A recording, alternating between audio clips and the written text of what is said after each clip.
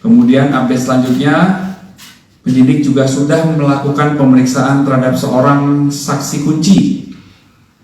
Ya, saksi kunci saudara JW, ya, ini merupakan bagian dari kelompok pelaku yang mengetahui juga peristiwanya, dan berdasarkan analisis sementara dari DVR tergambar ya, tersangka FEK ini yang mengambil banner.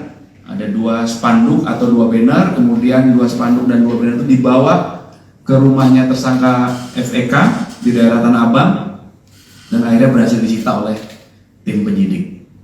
Ya, tim penyidik masih terus mengembangkan kasus ini, dan tentunya penyidikan kasus ini akan dilakukan secara transparan, secara akuntabel, secara profesional, dan juga secara proporsional. Ya, jadi mohon waktu, nanti akan kami update terus setiap perkembangannya kepada masyarakat melalui rekan-rekan. Ya, ada pertanyaan rekan-rekan untuk yang pertama? Iya. Pak, ini kan diburu, Pak. Berarti ada kemungkinan ada tersangka baru kayak dalam kasus ini. Terus yang pertama, yang kedua, apa namanya, kan masih ada 3 saksi yang kemarin 5 ditangkap itu, Pak. Ya. Nah, sekarang statusnya apakah ada tersangka baru atau gimana? Ya, sampai dengan saat ini masih 2 tersangka. Ya, penyidikan itu dilakukan secara cermat, hati-hati, berdasarkan bukti yang cukup.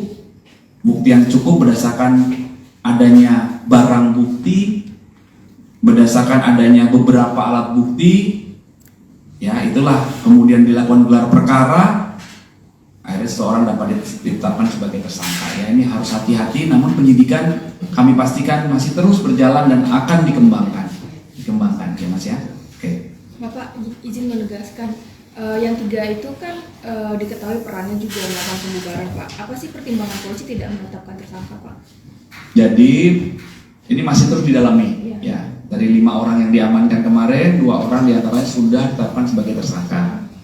Ya, jadi sekali lagi, penetapan tersangka dasarnya itu tadi ya, ada bukti yang cukup. Jadi ada beberapa alat bukti yang sudah dikumpulkan. Alat bukti itu bisa keterangan saksi, bisa alat bukti surat, bisa alat bukti keterangan ahli, bisa alat bukti petunjuk, dan yang kelima adalah keterangan terdakwa. Jadi bukti yang cukup, kemudian adanya barang bukti. Nah, inilah yang setelah itu dilakukan gelar perkara. Jadi penyidikan itu harus cermat dan hati-hati ya. Pak, kalau yang lidik dari Kopang update-nya? Masih sama, masih berjalan terus ya, masih 11 ya. Nanti kami update lagi. Satu hal itu nanti. Ada Besok ada mungkin. saksi lain yang juga diminta keterangan nggak selain anggota ini? Ya,